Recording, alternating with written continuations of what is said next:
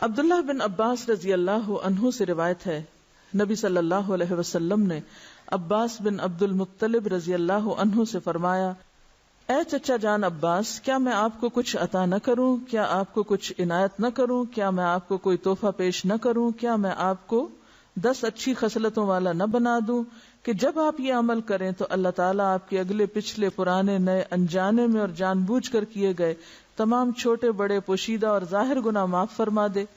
وہ یہ ہے کہ آپ 4 رکعات نفل اس طرح ادا کریں کہ ہر رکعت میں سورۃ فاتحہ اور کوئی دوسری سورت پڑھیں۔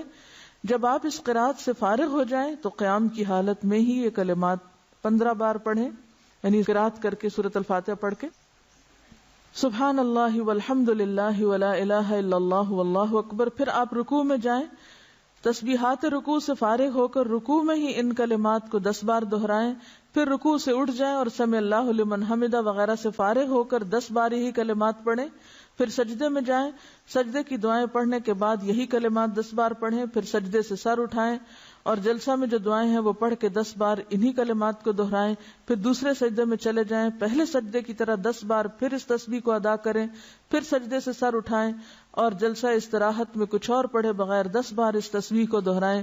ایک رکعت میں کل 75 تسبیحات ہوئی، اسی طرح 4 رکعات میں یہ عمل دہرائیں۔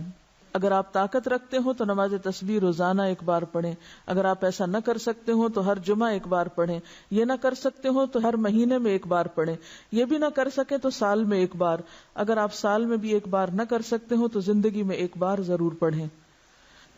حافظ ابن حجر رحمۃ اللہ علیہ فرماتے ہیں کہ یہ حدیث کثرت طرق کی بنا پر حسن درجے کی ہے، یعنی نماز تسبیح کی حدیث جو ہے اس کے بہت سے طرق ہیں، یعنی بہت سی چینز ہیں، اس لیے یہ حسن درجے کی ہے۔ شیخ البانی فرماتے ہیں کہ امام حاکم اور حافظ ذہبی نے اس حدیث کی تقویت کی طرف اشارہ کیا ہے اور یہ حق ہے، یعنی البانی کے نزدیک بھی یہ بات درست ہے کیونکہ اس کے بہت سے طرق ہیں۔ علامہ مبارک پوری شیخ احمد شاکر نے بھی اسے حسن کہا ہے، جبکہ خطیب بغدادی، نووی، ابن صلاح نے اسے صحیح کہا ہے۔ بعض اوقات صحیح لغیر ہی ہوتی ہے، یعنی ایک چین میں اگر ایک چیز کی کمی تو دوسری میں وہ نہیں، تو ایک کی کمی دوسرے نے پوری کر دی تو وہ حسن کس درجے پہ آ گئی؟ صحیح کے، لیکن وہ صحیح لذاتی ہی نہیں بلکہ لغیر ہی ہے، یعنی خود سے صحیح نہیں تھی بلکہ دوسری چین نے اس کو صحیح بنا دیا۔ نماز تسبیح میں تسبیحات تشہد میں التحیات سے پہلے پڑھیں، بخلاف دوسرے ارکان کے، ٹھیک ہے؟ باقی تو یہ نا سورۃ فاتحہ وغیرہ پڑھ کے تلاوت کر کے پھر تسبیح پڑھیں، اسی طرح سجدے کی تسبیح پڑھ کے پھر یہ تسبیحات پڑھیں، سمع اللہ لمن حمدہ کہہ کے پھر تسبیحات پڑھیں، سجدے کی تسبیح پڑھ کے پھر یہ تسبیحات پڑھیں، اسی طرح دوسرے سجدے سے اٹھ کے پڑھ کے پھر اٹھیں۔ لیکن تشہد میں آپ کیسے پڑھیں؟ تشہد سے پہلے، بخلاف دوسرے ارکان کے۔ نماز تسبیح کے بعد پڑھی جانے والی دعا کی سند سخت ضعیف ہے، معلوم نہیں وہ کون سی دعا ہے، میرے علم میں تو نہیں، بہرحال جو بھی لوگ کو خاص دعا پڑھتے ہیں وہ ضعیف ہے۔ اس کے راوی عبد القدوس بن حبیب کو حافظ ہیثمی نے متروک اور عبداللہ بن مبارک نے کذاب کہا ہے۔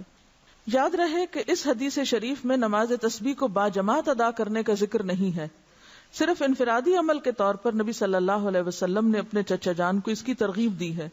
لہذا جو مسلمان نماز تسبیح ادا کرنا چاہے اسے چاہیے کہ پہلے نماز تسبیح کا طریقہ سیکھے، پھر اسے تنہائی میں اکیلا پڑھے۔ یہ رویہ بھی انتہائی مہلک ہے کہ بندہ فرض نمازوں پہ تو توجہ نہ دے مگر نماز تسبیح ادا کرنے کے لیے ہمہ وقت بے تاب رہے۔ لہذا فرض نمازوں کے تارک کو پہلے سچی توبہ کرنی چاہیے، پھر وہ نماز تسبیح پڑھے تو اسے یقیناً فائدہ ہوگا، کیونکہ فرض قضا کر کے نفل پڑھنے میں فائدہ نہیں ہوتا۔ نفل اس وقت فائدہ مند ہوتے ہیں جب آپ فرض بھی پڑھ رہے ہو، تو بہت سے لوگ فرض تو پڑھتے نہیں اور کبھی کبھی صلاۃ و تسبیح پڑھ کے سمجھتے ہیں کہ سارے فرض ان کے ادا ہو گئے، جبکہ ایسا نہیں، فرض اپنی جگہ فرض ہے۔ وآخر دعوانا ان الحمد للہ رب العالمین، سبحانک اللہم وبحمدک، نشہد ان لا الہ الا انت، نستغفرک ونتوب الیک۔